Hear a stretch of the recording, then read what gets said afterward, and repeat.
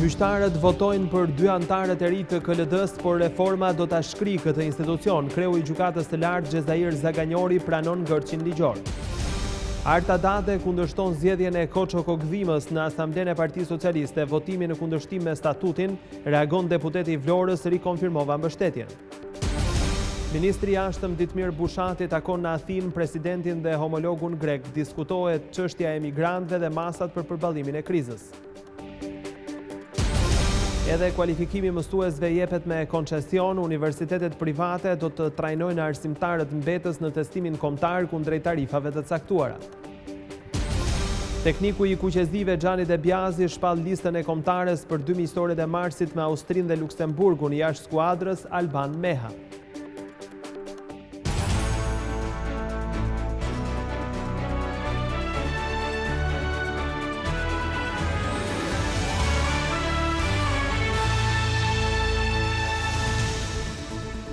Përshëndetje shikues të nderuar dhe mirë se vini në edicionin informativ të orës 15 këtu në Vision Plus. Reforma në drejtësi e shkrin Këshillin e Lartë të Drejtësisë, por kjo nuk e ka penguar konferencën gjyqësore që të votojë sot për 2 antarët e ri të këtij institucioni. Kreu i Gjykatës së Lartë Xhezair Zaganjori pranon ngërçin ligjor, ndërsa kreu i Unionit të Gjyqtarëve thotë se ligji duhet zbatuar qoftë edhe për një kohë shumë të shkurtër. Konferenca gjyqësore kombëtare zgjodhi këtë të hënë 2 antarë të Këshillit të Lartë të Drejtësisë, pikërisht në kohën kur pritet reforma që e shkrin këtë institucion. Kreu i Gjykatës së Lartë, njëherësh edhe antari i KLD-s, Xhezair Zaganjori, pranon për Vision Plus se pavarësisht votimit formal krijohet vakum ligjor, pasi reforma e shndërron këtë institucion në Kolegjin e Lartë Gjyqësor. A krijon ngërç zgjedhja 2 antarëve të KLD-s kur shumë shpejt do fuqi reforma në drejtësi? Krijon sepse nuk dihet se deri sa do zgjas zbatimi i reformës. Ne kemi detyrimin ligjor dhe kushtetues që të bëjmë zgjedhjen, sepse mandati i 2 antarëve ka mbaruar, kemi detyrimin kushtetues dhe ligjor, pra që ne t'i zëvendësojmë këto. Prandaj bën sens, sa t'jen nuk kërkush nuk e paragjykon. Ne urojmë e shpresojmë që gjithçka shkojë mirë me reformën, por nuk është në dorën tonë reforma. Prandaj ne po i bëjmë këto zgjedhje. Por ndryshe e mendon kreu i Unionit të Gjyqtarëve, Gert Hoxha. Ai thotë se ligji duhet zbatuar pavarësisht se kur hyn në fuqi reforma në drejtësi. Me këto zgjedhje sot ne sigurojmë vazhdimsinë e institucionit, sepse drejtësia ka probleme.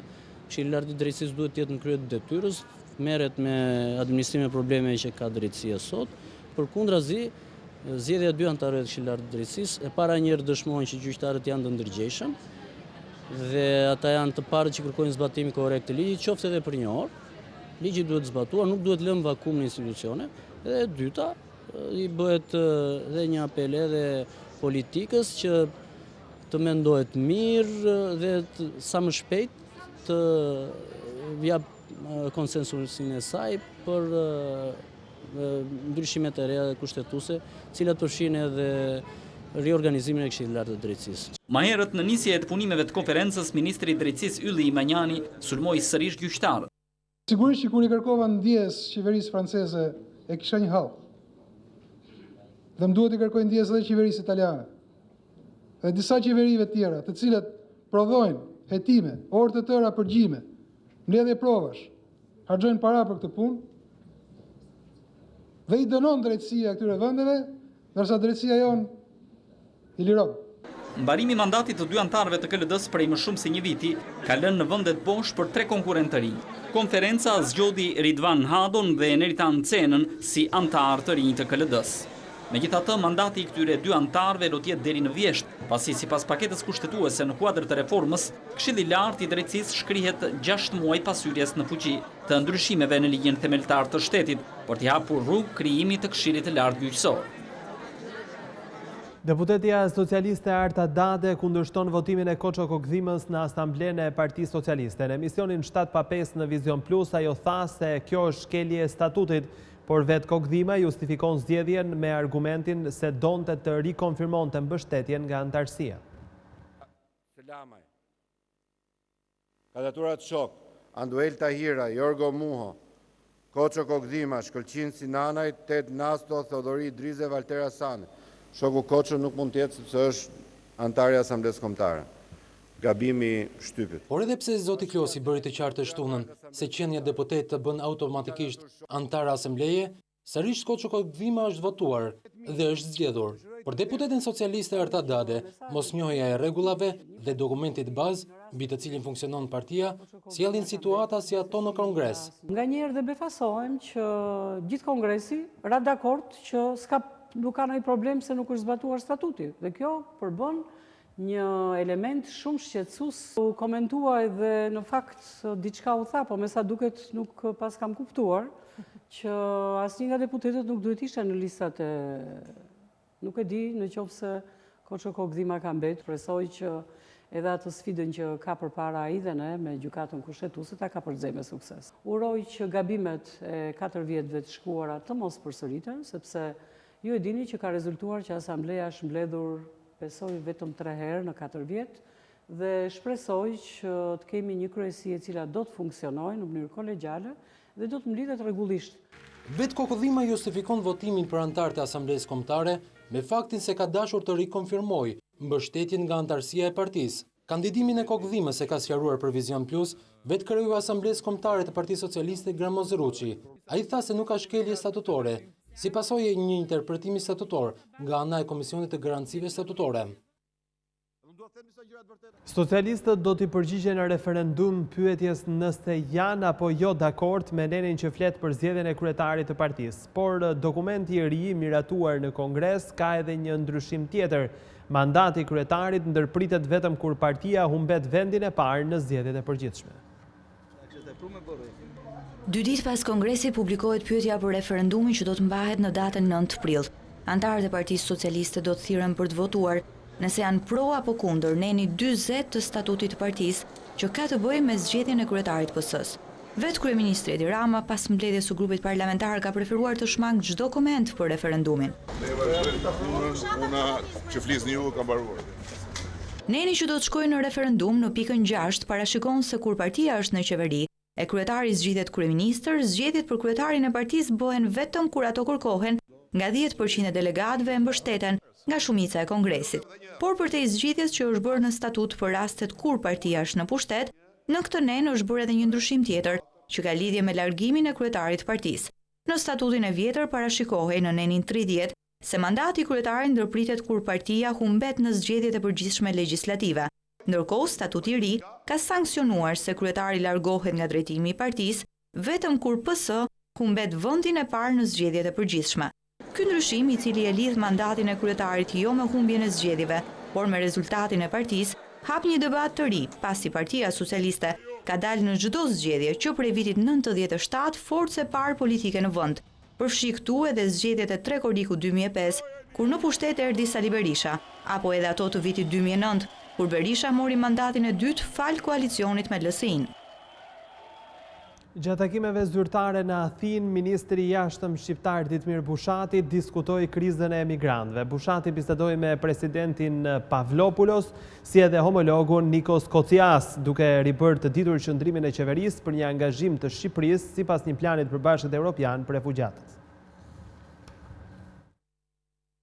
Kriza e migrantëve dominoi takimet e shefit të diplomacisë shqiptare Ditmir Bushati me zyrtar të lartë në Athinë. Gjatë bashkëbisedimit me të, presidenti Prokopis Pavlopoulos riktheu në vëmendje eksodin e shqiptarëve në shtetin fqinj, duke i kërkuar Bushatit që Shqipëria të trajtojë emigrantët në mënyrën më të mirë, siç veproi Greqia me shqiptarët që emigruan në këtë vend. Kërkesës së Pavlopoulos që Shqipëria të mos u bashkohet vendeve ballkanike që kanë fobi nga refugjatët, Bushati u përgjigj me angazhimin e Tiranës zyrtare për të ndihmuar në zgjidhjen e kësaj krize. Edhe në takimin me homologun grek Nikos Kocias, Bushati përsëriti angazhimin e Shqipërisë për çështjen e emigrantëve si një vend kandidat për të bërë pjesë e familjes europiane.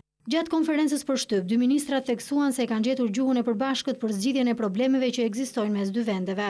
Kocias e bëri të qartë se Greqia nuk është në luftë me Shqipërinë, me të cilën janë aleate në NATO, dhe se tashmë që pakti i miqësisë mes dy vendeve shënon 20 vjetorin e firmosjes, ka ardhur koha që ai të rinovohet. Kryediplomati grek përsëriti angazhimin për të mbështetur Shqipërinë në rrugën e integrimit evropian.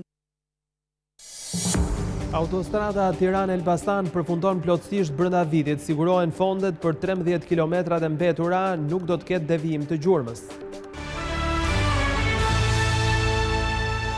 Mësuesve do t'jepet me koncension. Modeli përfundimtar nuk është përcaktuar ende, por konfirmohet zyrtarisht se universitetet publike e private do të trajnojnë arsimtarët. 12% e tyre rezultuan mbetës në testimin e fundit. Pas raportit për mësues të paaft në shkolla, zbulohet skema e kualifikimit të arsimtarëve. Vision Plus ka mësuar se dhe ky shërbim do t'jepet me koncesion. Mësuesit që dolën dobët në testim dhe që janë në mas, do të trajnohen nga universitetet private dhe publike. Drejtori i Institutit të Zhvillimit Gert Janaqi tregon se modeli përfundimtar ende nuk është përcaktuar.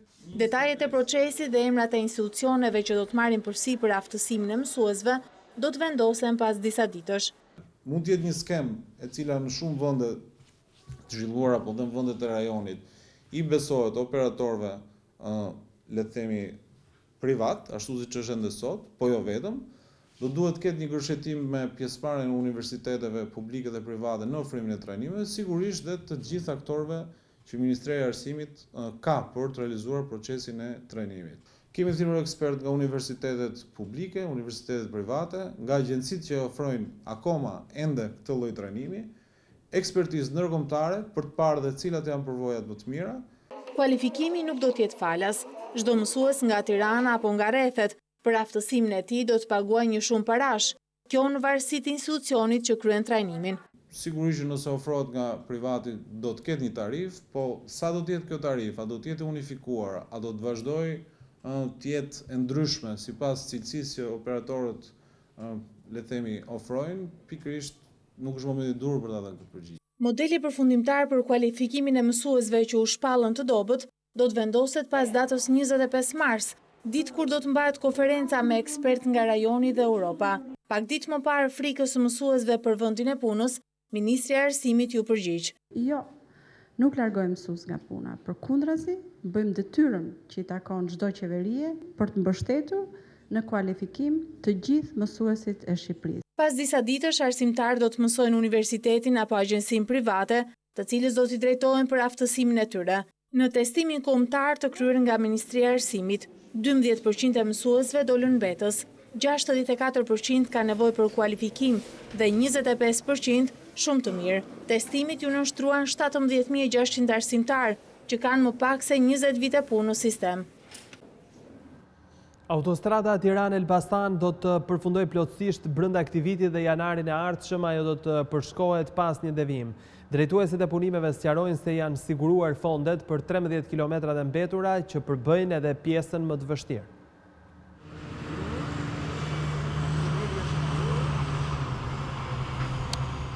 Dy janë problemet kryesore në ndërtimin e një rruge, gjetja e financimeve si dhe problemet teknike. Për aq kohë sa të dy këta komponent quhen të ezaruar pasi fondet shtesë janë siguruar, ndërsa janë ezaruar dhe çështjet teknike, atëherë mund të themi se vetëm në janar të 2017-s qytetarët do të lëvizin lirisht në rrugën Tiranë-Elbasan. Të paktën, ky është premtimi më i fundit i zyrtarëve të projektit. Menaxheri i projektit Aksel Qorduka thotë se janë 13 kilometra nga rrethrotullimi i mulletit deri në hyrje të tunelit, një segment rrugor i cili në gjysmën e tij ka probleme teknike dhe ka patur nevojë për para shtesë. Ky segment ka pas, ky është fillimet e veta, ka pas probleme me rrëshqitjet e terrenit. Dhe faktikisht ky ka qenë problemi kryesor për mos përfundimin në afat të këtij segmenti. Këtu ka pas probleme me stabilitetin e shpatit, në ip gjithashtu dhe përpara hyrjes në tunel. Pas grafikut të punimeve të propozuar, presupozohet të mbaroj deri në fund dhjetorit të këtij viti 2016. Por ekspertët i kanë dhënë zgjidhje dhe segmentit të vështirë në zonën e Ibës. Është rikonceptuar projekti pa ndryshuar gjurmën, por duke vendosur barriera me qëllim parandalimin e rrëshqitjeve, por punimet në këtë segment ende nuk kanë nisur. Presim përmirësimin e kushteve të modit që do na favorizoj, moti i cili do na favorizoj edhe nga ana e gjeofizikës, të na lejojë me i fjellë futje makinerive të rënda. Rrëshqitja shumë e madhe ka nevojë për makineri shumë të rënda. Qeveria ka siguruar edhe fondin e nevojshëm për përfundimin e plotë të kësaj vepre të rëndësishme rrugore. Bëhet fjalë për një shtesë, për një vlerë punimesh rehabilituese nga 25 deri në 30 milion dollar. Cilat janë të siguruara, janë? Po, janë të garantuara nga fondet e qeverisë shqiptare dhe nga Banka Islamike. Punimet për ndërtimin e rrugës Tiranë-Elbasan janë të izgjatur. Vetëm 13 kilometra kanë mbajtur peng mbylljen e plotë të kësaj vepre. Zyrtarët shpjegojnë këtë fakt me cilësinë e dobët të projektit, me mungesën e fondeve të nevojshme, por edhe me problemet e paparashikuara që dalin gjatë zbatimit të kontratës në praktik. Kryetari i Kuvendit Ilir Meta ka zhvilluar gjatë mesditës një takim me prokurorin e përgjithshëm Adriatik Llalla. Zyrtarisht Kuvendi njofton se biseda ka pasur në fokus procesin e dekriminalizimit. Sipas njoftimit të Parlamentit, Ilir Meta ka biseduar me numrin 1 të organit akuzës rreth vijimit të procesit të zbatimit të dekriminalizimit, si edhe për bashkëpunimin mes dy institucioneve. Nga ana e tij, kreu i Parlamentit Meta ka nxjerr urdhrin për caktimin e strukturës të posaçme, pranë të cilës do të dorëzohen dhe administrohen formularët e vetdeklarimit për subjektet të cilët e paraqesin atë pranti. Gjithashtu në faqen e Kuvendit është publikuar edhe regjistri për vetdeklarimin pranë kryetarit të Kuvendit, të titularëve apo anëtarëve të organeve kushtetuese, institucioneve të krijuara me ligj, si edhe funksionarëve politik të Kuvendit.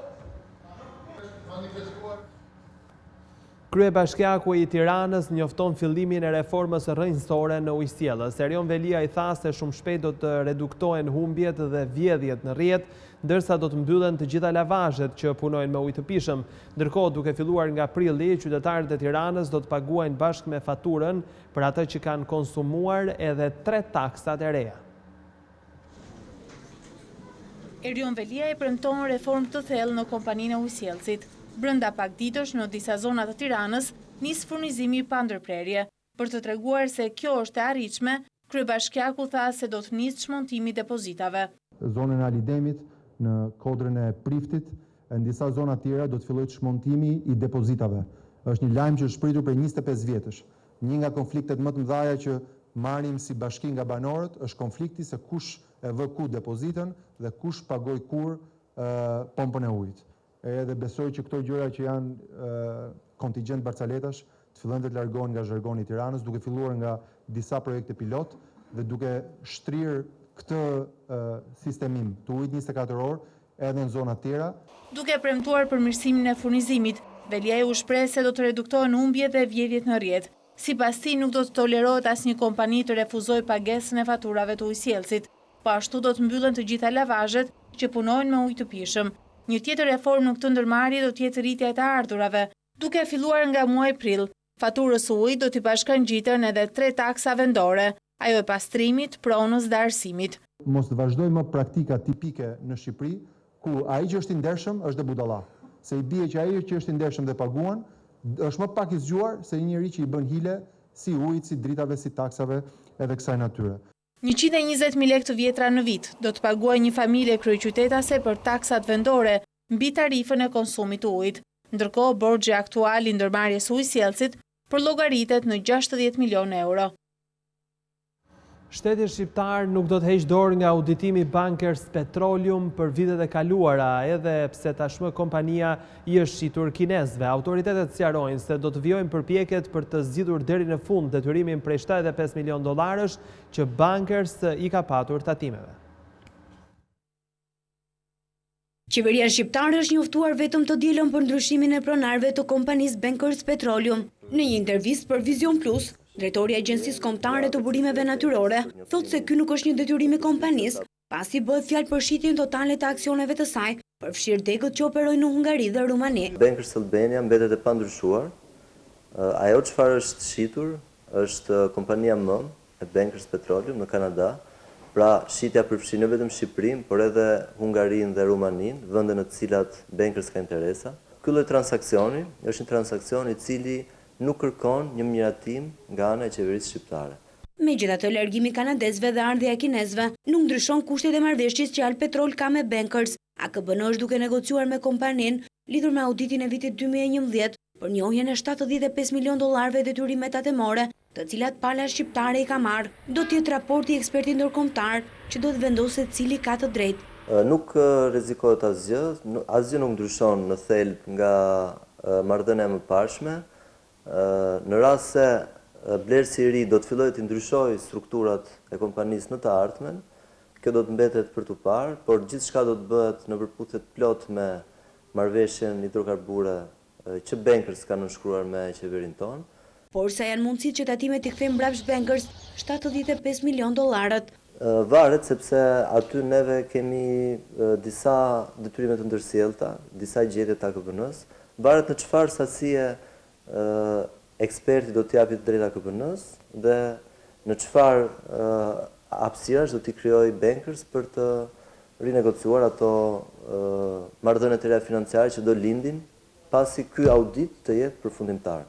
Largimin e kanadezëve, Dervishi e shpjegon me situatën e vështirë në tregun ndërkombëtar të naftës. Ambienti ndërkombëtar i naftës është në një moment jo shumë të mirë, pasi ashtu siç e dinë të gjithë, çmimet dhe mbiprodhimi i naftës janë duke i shkundur themelet e industrisë globale të naftës dhe kryesisht kompanitë me kapitale më të forta i mbjetojnë kësaj lloj fortune financiare.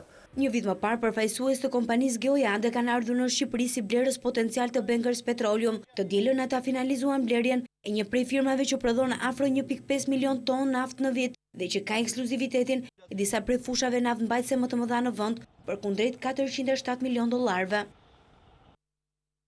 Opozita ka ngull për referendum lokal për 3 vendime të Bashkisë të Tiranës, por gjatë diskutimeve në Komisionin Qendror të Zgjedhjeve, disa prej anëtarëve të këtij institucioni e kundërshtuan kërkesën e Partisë Demokratike. Kërkesa e opozitës për një referendum lokal për ndërtimin ose jo të një parkingu nëntoksor në Parkun Rinia në Tiranë ka shkaktuar debatin në Komisionin Qendror të Zgjedhjeve. Qoftë plani ekzistues i Tiranës, qoftë raportet që shoqërojnë planin ekzistues Tiranës, që kanë të bëjnë me vlerësimin strategjik të planit rregullues të Tiranës, shprehen zonat me rëndësi me vlerat veçanta mjedisore, përfshin Parkun e Dajtit, parqet periferike dhe parqet lulishtet e Tiranës. Në këto zona nuk lejohen ndërtimet. Kërkesa u kundërshtua nga nënkryetari i KQZ-s, i cili theksoi se referendumi nuk mund të thirrhet për të kundërshtuar një akt të institucionit, por për çështje konkrete. Dhe në bazë të ligjit, këtu duhet të vijë një çështje. Ideja është, unë e di që nga vendimi del edhe çështja, por do të ishte më e udhës që nga çështja le të dilte pastaj vendimi. Nëse ti më sfidon aktin, unë di të them në mënyrë absolute dhe përtej çdo dyshimi që nuk mund ta bësh, nuk e ke tagër ligjore të godasësh me referendum lokal një akt ligjor.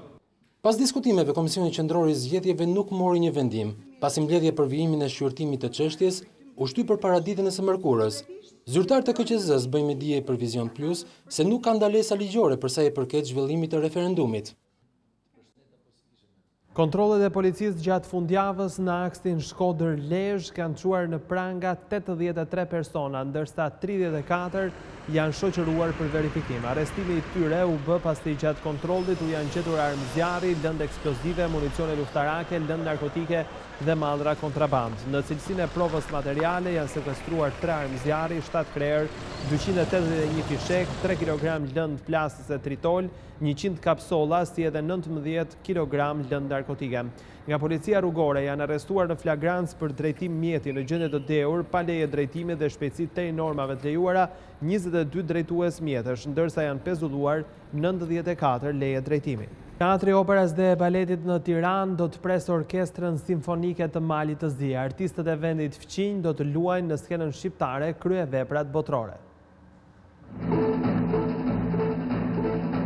Një orkestër simfonike tashmë e konsoliduar jo vetëm në rajon, por edhe në Europë mbërrin në Teatrin e Operës dhe Baletit në Tiranë.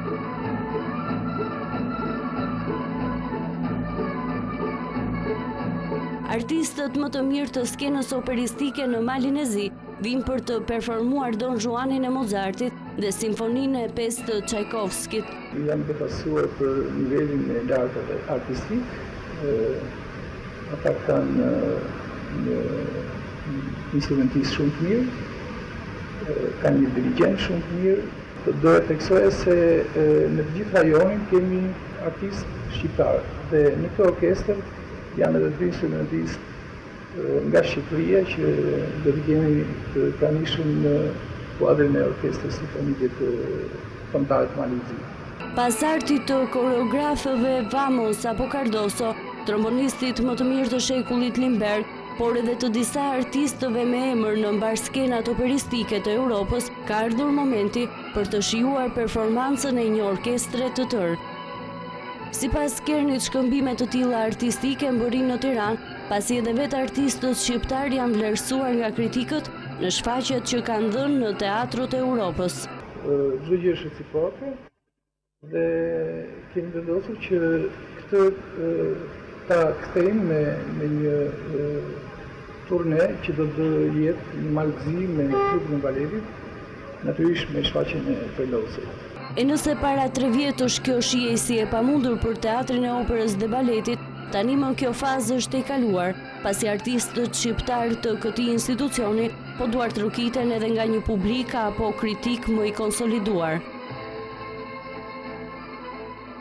2 miqësore dhe kombëtares këtë muaj do t'i shërbejnë Xhanit dhe Bjazit për të mësuar formën e lojtarëve para finaleve të Europianit. Vetë tekniku tha se nuk e ka ftuar Alban Mehën, ndërsa listën përfundimtare do ta vendosë në maj. Tekniku de Bjazi ka shpallur listën e kombëtares për 2 miqësoret kundër Austrisë në 26 mars dhe Luksemburgut 3 ditë më vonë. Dy ndeshje sipas të cilit do të evidentohet forma e çdo lojtari në prag të finaleve të Europianit Francë 2016. Italiani ka bërë të ditur se nuk ka grumbulluar emra të rinj si Latifi apo Manaj për të vetmit arsye se kanë ndeshje të rëndësishme me skuadrën shpresa. Përjashtim bën vetëm Milot Rashica i grumbulluar për ndeshjen me Luksemburgun. Numri 1 i pankinës mëngjesi është pyetur edhe për mos grumbullimin e Alban Mehës, i cili po përjeton një formë mjaft të mirë me turqit e Konyaspor për këtë sezon. Dispiace di fare delle scelte, però le faccio nel... Alban Meha është një futbollist që ka luajtur vetëm 13 minuta me skuadrën eliminatore. Ndaj është shumë e qartë që nuk e ftoi. Gjithsesi për listën përfundimtare të Europianit, ne do të vendosim në muajin maj, pasi të kemi analizuar me kujdes të gjithë lojtarët. Në lidhje me kontratën, unë nuk mendoj fundin e Europianit, por jam i fokusuar tek ajo që ne do të bëjmë në këtë kompeticion. Kam kontratë me Shqipërinë dhe nuk e mendoj largimin. Përfundimisht, jashtë edhe një tjetër sulmues me perspektivë, si Shani Tarashaj i Grasshopers, për cilin Gjyqtarët votojnë për 2 antarët e ri të KLD-s, por reforma do ta shkrijë këtë institucion. Kreu i gjykatës të lartë Xhezair Zaganjori pranon ngërçin ligjor. Arta Date kundërshton zgjedhjen e Koço Kokdhimës në Asamblenë e Partisë Socialiste, votimi në kundërshtim me statutin. Reagon deputeti i Vlorës, rikonfirmova mbështetjen. Ministri i Jashtëm Ditmir Bushati takon në Athinë presidentin dhe homologun grek, diskutohet çështja e emigrantëve dhe masat për përballimin e krizës. Edhe kualifikimi mësuesve jepet me koncesion, universitetet private do të trajnojnë arsimtarët mbetës në testimin kombëtar kundrejt tarifave të caktuara. Tekniku i kuqezdive Xhani dhe Bjazi shpall listën e kombëtares për 2 miqësorët e marsit me Austrinë dhe Luksemburgun jashtë skuadrës Alban Meha. Lajmet tona përfundojnë këtu, shikues të nderuar, por për më shumë informacione çdo kohë mund të klikoni në adresën tonë të internetit vizionplus.tv ose mund të informoheni nëpërmjet rrjetit social Facebook. Ndajemi këtu së bashku, faleminderit për vëmendje.